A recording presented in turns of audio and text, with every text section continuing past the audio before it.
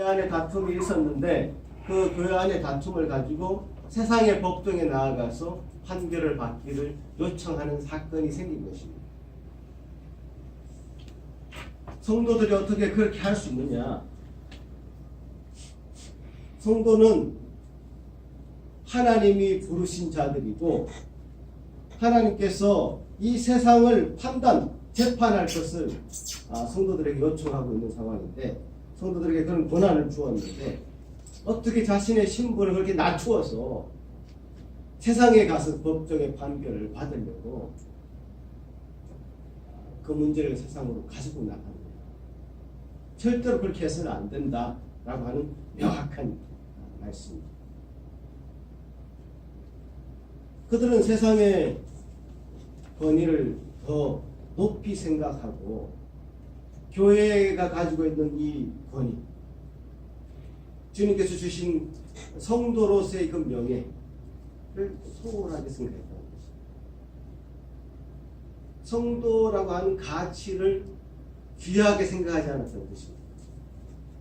성도는 주님께서 피로 값주고 사신 하나님의 자녀이신 독생자이신 예수 그리스도의 만큼의 가치를 가진 자들이 바로 성도입니다. 예수 그리스도를 내어주시고 피로 값주고 사신 신분이 바로 성도의 신분입니다.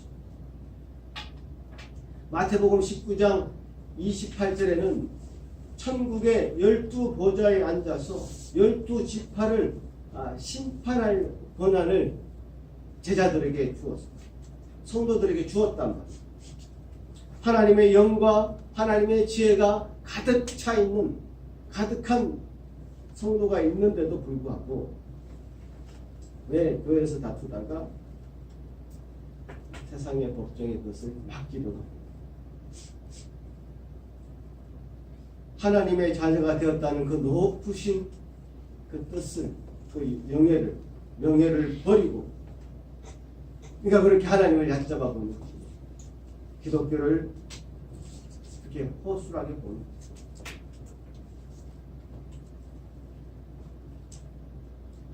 그래서 이 명확한 이야기를 가감 없이 정확하게 얘기를 하고 있는데, 오늘날은 이 고린도전서 6장의 이 말씀을 교회들이 어떻게 심각하게 받아들이고 있는가, 저는 그 부분을 얘기하고 싶습니다. 교회를 유지하기 위해서, 교회 조직을 유지하기 위해서 심지어 폭력이 들어옵니다. 세상의 법정에 가서 판결받는 것을 우습겠습니다.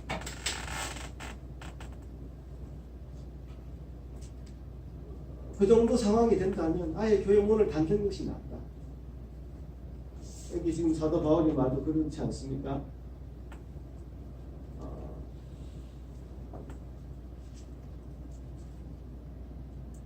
7절에 너희가 피차 고발함으로 너희 가운데 이미 뚜렷한 허물이 있다. 이미 고발 사건이 일어났다는 것은 교회 안에 뚜렷한 허물이 보인 것이다.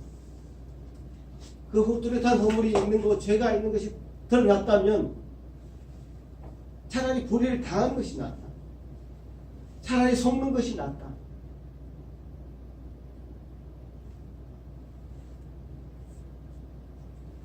이 세상보다 훨씬 높은 윤리적 기준을 가지고 있어야 될 교회가 세상의 잣대를 가지고 교회를 잰다? 이건 말이 되지 않습니다. 교회의 법은 훨씬 더 엄격한 법이 세상의 법. 세상은 죄를 지을 생각을 가지고 있었지만 행하지 않으면 죄가 되지 않습니다. 그러나 이 교회의 법은, 하나님의 법은 행하려고 하는 그 생각 자체를 죄로 여기고 있습니다. 양심의 법을 얘기한단 말이에요. 여러분 주일날 교회에 나와서 예배드리는 이 행위를 하고 있는 거예요. 이 예배드리는 이 일주일에 한 번의 이 행위가 그저 아까 찬양 부른 것처럼 자기 만족과 유익을 위해서 하십니까? 가니까 마음이 좀 평안해지더라. 또 교회에 교제를 나누니까 좋더라. 한 번씩 교제하면서 세상 정보도 얘기하고 하니까 좋더라. 이 정도의 만족을 누리려고 예배를 드리십니까? 아닙니다. 어떤 유익이 있어서 드리십니까? 아니죠. 주님 앞에 나와서 우리 자신을 철저하게 돌아보게 되는, 말씀에 비추어서 내가 정말 하나님의 그 기준에 미치지 못하는 부분들이 얼마나 있는가를 다시 한번 확인하게 되는, 한마디로 내가 죄인임을 확인하게 되는, 주님 앞에 엎드릴 수밖에 없는 자임을 확인하게 되는 그 귀중한 시간이 예배의 시간이라고 생각합니다. 주님 우리에게 부여하신 높은 그 기준에 우리는 늘 못 미치는 그런 사람들. 이 엄격한 이 기준을 어떻게 세상의 법정, 세상의 그 기준에 맞춰서 판단을 받을 수 있겠는가? 세상은 그런 곳이야. 우리가 가지고 있는 이 기본적인 법조차도, 양심의 법조차도 적용할 수 없는 그런 것이 세상 아닙니다. 이미 교회에 그런 허물이 드러났으면 너희들 중에 지혜 있는 자가 왜 없어서 세상에 나아가서 판결을 받으려고. 우리는 세상의 판단을 받을 자가 아니라 오히려 세상을 판단할 자이다. 사도 바울도 오늘 2절에 성도가 세상을 판단할 것을 내가 알지 못하니, 판단하는 말은 재판이라고. 성도가 세상을 재판하는 것이 맞지, 세상이 어떻게 교회를 재판하느냐. 이 역전된 상황. 그래서 한탄하고 있는 것입니다. 오늘날 우리가 보고 있는 사건들, 영성교회 사건들 지금 끝나지 않았습니다.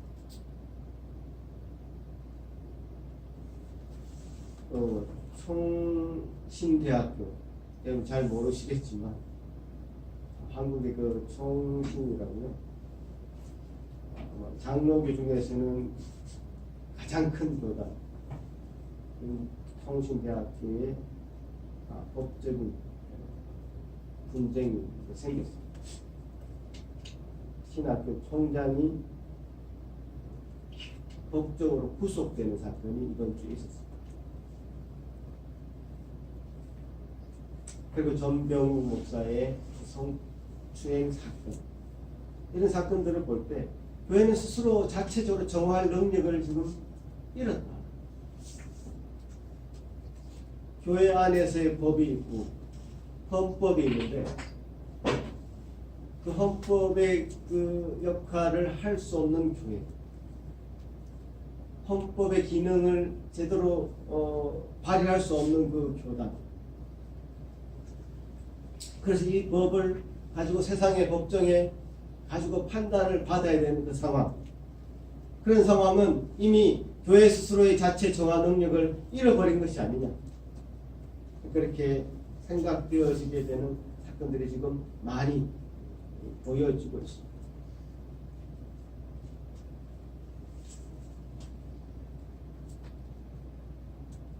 제가 성도 칼럼란에 지금 신옥주 이 사시에 대한 이단 규정이 된 것이 최근의 일이 아니라 2014년도에 이미 합심교단에서, 대한예수교 장로회 합심교단에서 이단으로 규정된 그 공고문을 제가 실었습니다.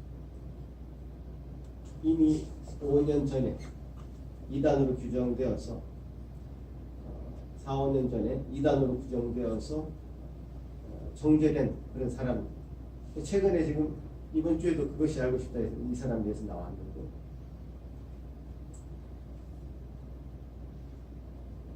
그때 이단을 연구하는 연구자들의 이야기가 다른 큰 교단들, 통합이나 합동교단에서 신경을 쓰잖아요.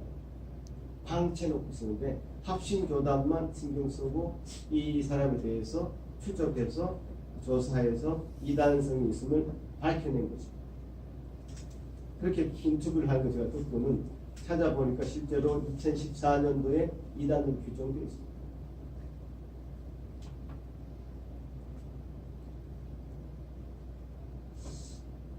정작 교단에서 밝혀줘야 될 그런 부분에 대해서는 신경 쓰지 않고 자체의 교권을 쥐기 위해서 서로의 힘싸움을 하느라고 하는 동에 이제 이런 신옥주 같은 사람이 등장해서 성도들에게 피해를 심하게 입히고 그 아직까지 해결할 수 없는 해결하기가 참 요원한 결국 이 정부가 나서서 이 문제를 해결해야 되는 그런 상황이 된 것 같습니다. 피해자들이 이제 청와대에 상소문을 올리고 외국의 피지에 가서 그 사람들 좀 구출해내기를 상소하는 것입니다. 이런 상황이 된 것을 보니 너무 씁쓸해진다.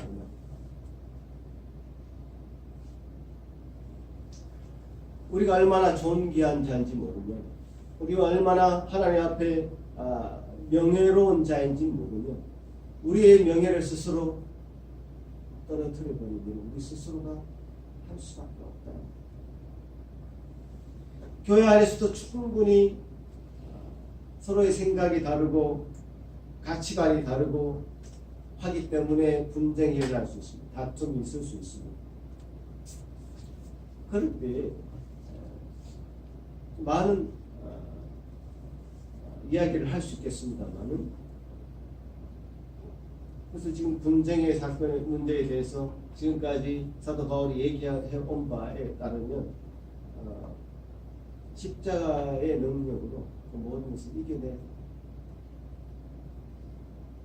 십자가의 승리가 믿음의 선한 승리다 라는 그런 자신의 희생적인 삶의 태도를 가지고 교회 안에서도 분명하게 행동을 하라고 요청하고 있습니다. 세상 복종을 가는 순간 이미 교회는 그 자체 정화 능력을 잃어버린 것이 증명된 것이고, 하나님의 나라에서는 정말 실패한 사건으로 이 교회 실패한 일로 이 교회를 볼 것입니다.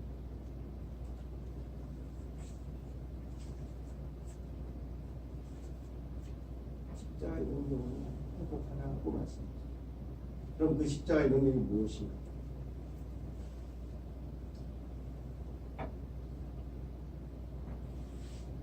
아예 불의를 당하는 것이 낫지 아니하냐? 아예 차라리 속는 것이 낫지 아니하냐? 저주라 이거죠. 그럼 피해를 입히면 피해를 당하라 이거죠. 제가 방금 아이들한테 얘기한 짤막한 이야기는 사실 톨스토이 같은 바보 이반이라는 얘기의 한 토막이었습니다. 러시아의 대문호였던 이 톨스토이는 여러 가지 문학 작품을 남겼죠. 전쟁과 평화, 사람은 무엇으로 사는가, 이런 대작을 남겼죠. 그 중에 바보 이반이라는 어떤 대표작입니다. 세몬이라고 하는 그 큰아들 군인이었고요.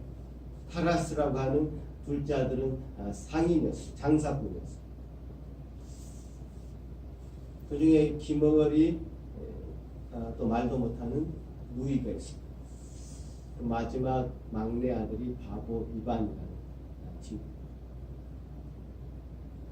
아주 화목하게 그렇게 아까 얘기한 대로 서로 어려움이 있었지만 바보 이반이 잘 참아줌으로써 아주 화목하게 지낼 수 있었습니다.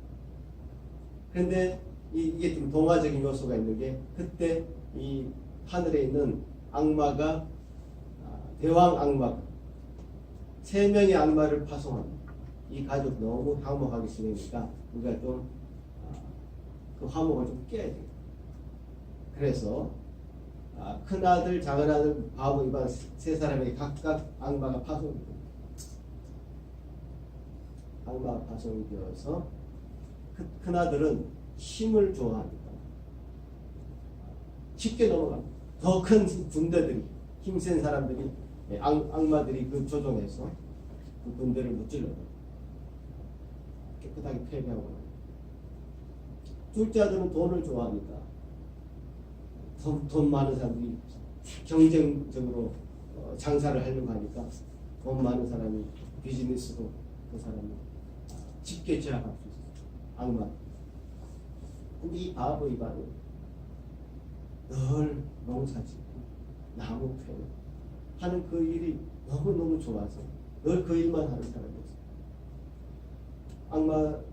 악마들이 땅을 탁탁하게 만들어 놓습니다. 땅을 파지 못해요. 근데 늘 이게 조금 힘들지만 땅을 흘려서 또 땅을 팝니다.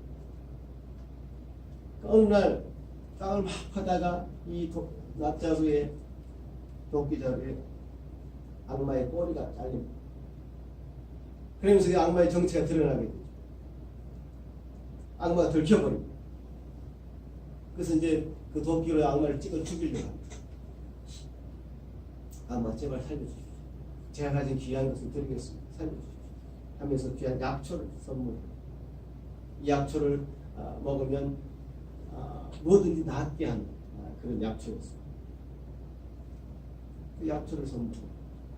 그 약초를 받아들고 그래서 이제 이 세 번째 악마 이반에게 붙은 그 악마가 실패하니까 군인에게 붙은 첫째 아들에게 붙은 악마가 또 옵니다.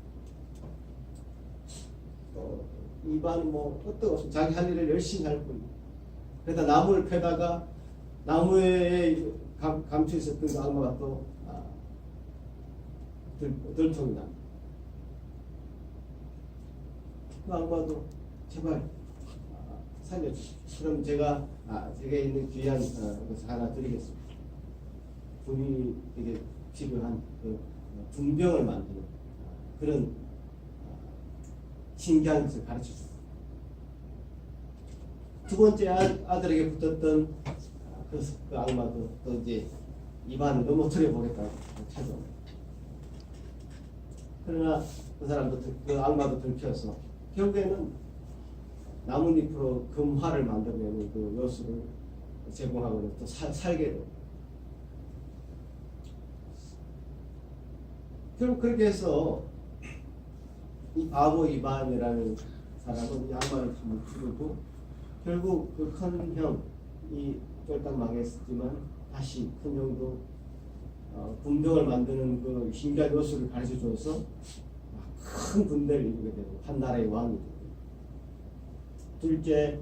둘째도 쫄딱 망했다가 이제 금화를 이제 만드는 기술 요소를 알게 돼서 또 한 나라의 왕이 자기가 가진 이 약초 어느 날 왕궁에서 공주가 아파서 그 공주를 낳게 하는 사람에게 뭐 공주를 시집 보내겠다 하는 이 공주가 떠가지고 그 약초를 가지고 갔어.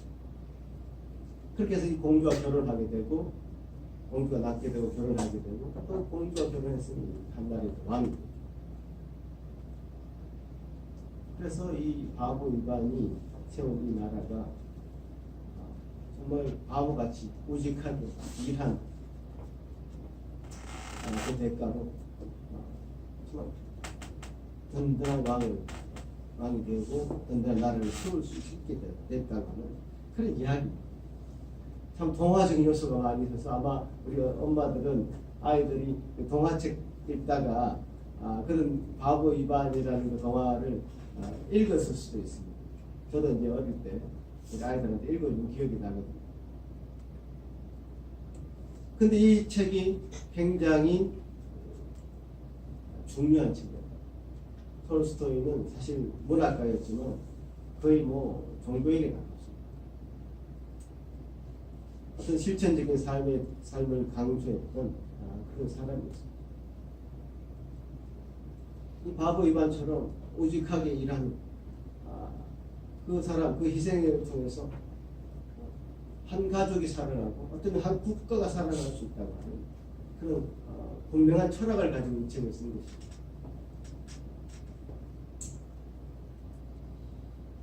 이 바보 이반의 모습에서 어쩌면 우리는 한 가닥 실마리를 찾을 수 있을 것 같다는 생각이 듭니다. 분쟁이 생겼을 때 서로 싸움이 날 때에 한쪽 이렇게 둘이 같이 박수를 쳐야지 박수를 하는 거지, 한쪽이 박수를 치지 않으면, 한쪽이 응하지 않으면 싸움은 일어나지 않습니다. 바보 형은 결코 싸움의 대상이 될 수 없었던 거죠. 바보처럼 그야말로 우직하게 자신이 하는, 몸으로 하는 일, 그야말로 농사를 짓고 일을 하고 하는 그 일에만 충실하게 그것밖에 없는. 그런데 어떤 이 세상이 그 한 사람으로 인해서 세상이 확 뛰어서 가정이 바뀌고 나라가 바뀌고 변하는 이 세상을 꿈꾼 것입니다.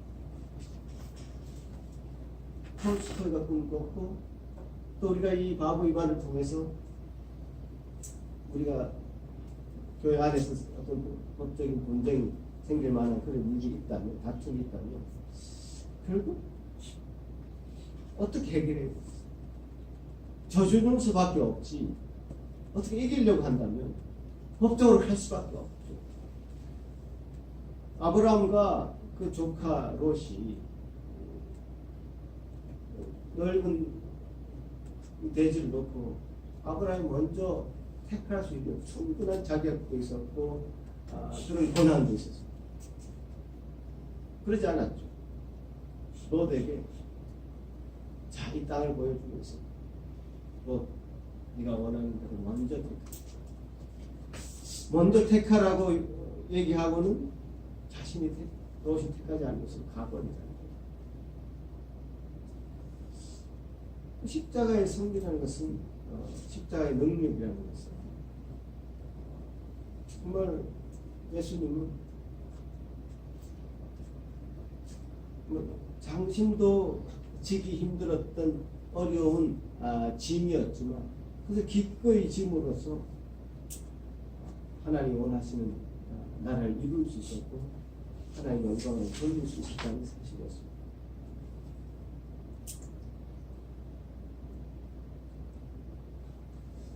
그리고 또 이 사도 바울이 9절에부터 얘기하는 부분은 어떤 부분인가 하면, 불의한 자가 하나님 나라를 유업으로 받지 못할 줄 알지 못하느냐. 결국 이 하나님의 나라라는 문제로 이 문제를 해결하고 있습니다. 그러니까 결국 이 세상의 이 만족, 세상에 우리가 취할 수 있는 여러 가지 유익들, 세상에서 우리가 가질 수 있는 어떤 영광들, 명예들, 그런 것보다 하나님의 나라를 바라봐야 된다라고 하는 관점. 그것은 이제 어떤 종말론적인 관점이죠. 지금 우리가 이 시대에 살고 있지만, 지금 우리 이 2018년도 10월 21일이라는 이 시각에 머물고 있지만, 결국 우리의 시대는 다 지나갈 것이고 하나님의 나라가 이제 도래할 것이며, 하나님의 나라는 우리가 지금 보이는 곳에 있지 아니하고, 하나님의 나라는 지금 하나님이 통치하시는 그 하나님의 나라는 분명히 이 땅 가운데 이미 도래했고 또 도래할 것입니다. 이미 여기 와 있고 또 완성될 것입니다. 그런 하나님의 나라가 우리에게 있다는 사실을 상기시키고 있는 것이죠. 결국 그 하나님의 나라는 불의한 자에게 돌아가지 않아요. 그 하나님의 나라는 자기가 분쟁에서 이겨서 승리해서 뭔가 이 세상에서는 많은 것을 가질 수 있을지는 모르나 그 사람에게는 돌아가지 않는다는 사실을 상기시키고 있는 것입니다.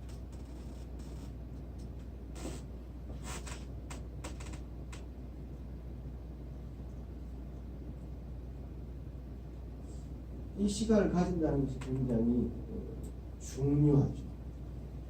중요하다.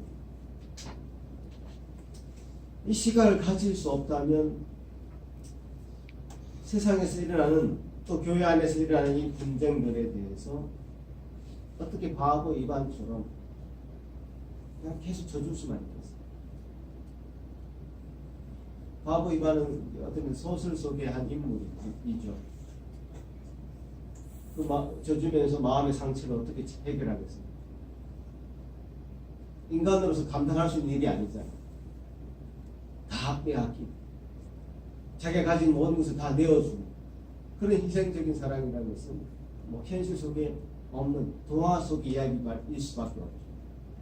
그런 줘주면서 내어주면서 어떻게 그 상처를 다 감당하겠냐. 인간도 감당할 수 없습니다. 그러나 하나님의 나라의 관점으로 신앙을 가진 자라면 성도라면 하나님의 나라의 관점으로 이 현재의 시각을 바라볼 수만 있다면 이 문제를 해결해 나갈 수 있을 것이라고 하는 실마리를 여기서 찾아야 됩니다.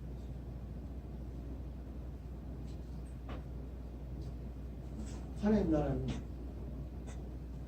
우리가 영원히 거해야 되는, 영생해야 되는 영원한 우리의 처소입니다. 이 시간은 아마 길게 영생이라는 것을 놓고 볼 때 눈 깜짝할 사이도 안 되는, 그야말로 그 영원에 비하면, 무한대의 그 영원에 비하면 정말 스쳐 지나가는 시간밖에 될 수 없는 짧은 시간. 이 짧은 시간을 풍성하게 나름대로 채우기 위해서 이 영원의 시간을 버리는 그런 어리석음을 보내서는 안 됩니다. 최근에 가까운 분의 죽음에 대해서 제가 칼럼을 썼는데요. 죽음이라는 것, 죽음이라는 것은 참 두려움을 갖고 사람들이 바라보고, 그래서 무섭다, 공포감을 느끼고, 죽음 앞에 어떤 공포감 때문에 사람은 어떤 신앙을, 종교심을 갖게 되는 경우도 있습니다.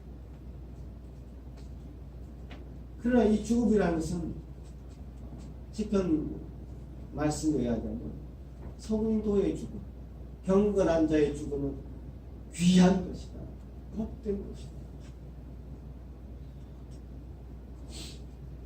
죽음이라는 것이 끝이 아니라 영원하도록 우리가 사는 그 길에 들어가는 것이기 때문에 복된 것이다 라고 이제 그 죽음을 얘기하고 있습니다.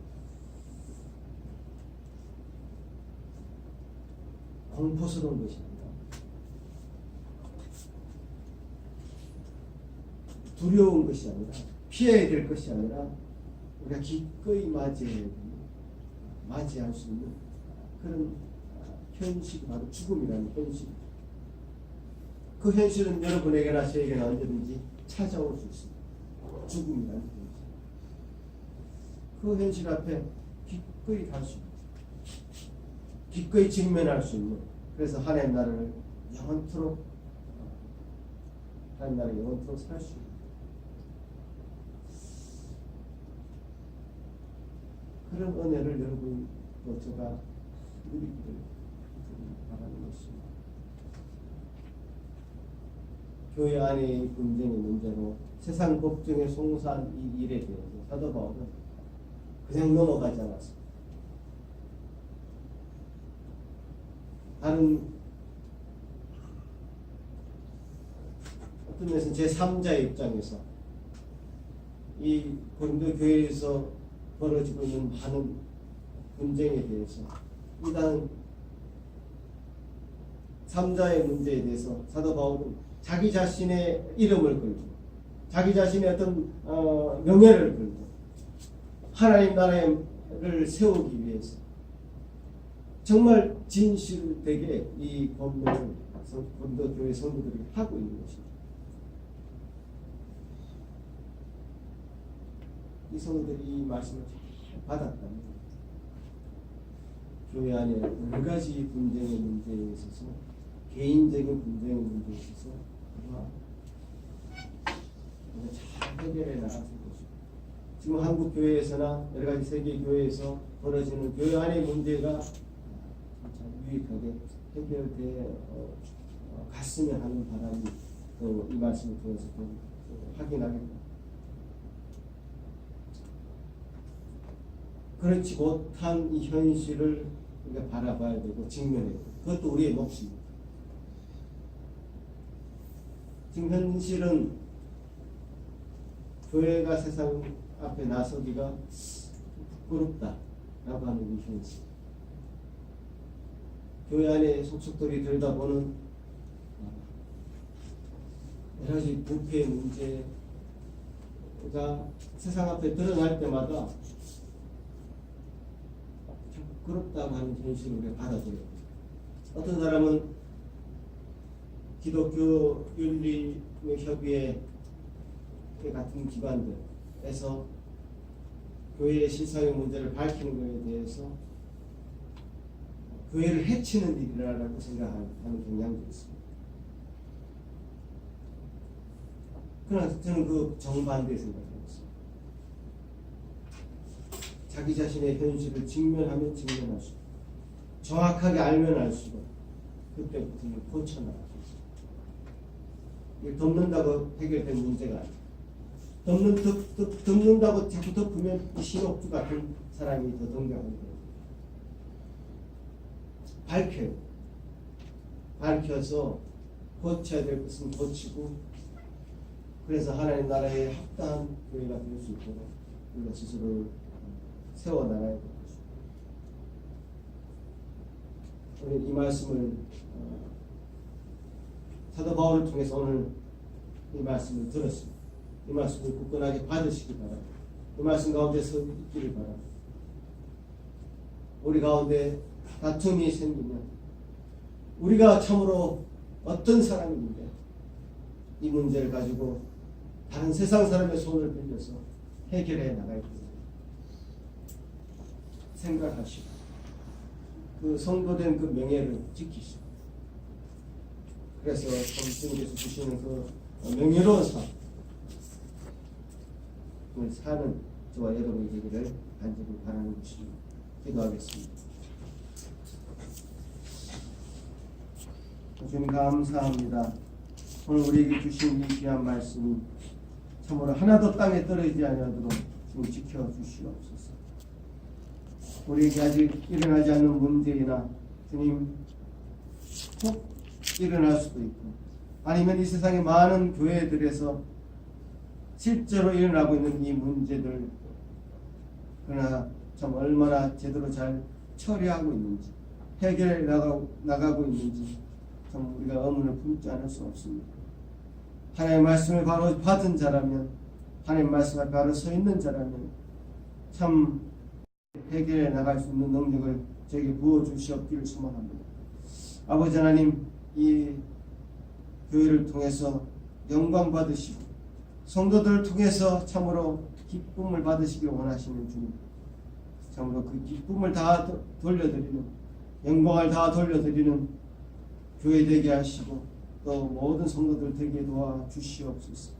주님 감사합니다. 오늘 허락하신 귀한 말씀 잘 붙잡고 살아나가는 모든 성도들 또 교회 되게 도와주옵소서. 예수님 이름으로 기도합니다. 아멘.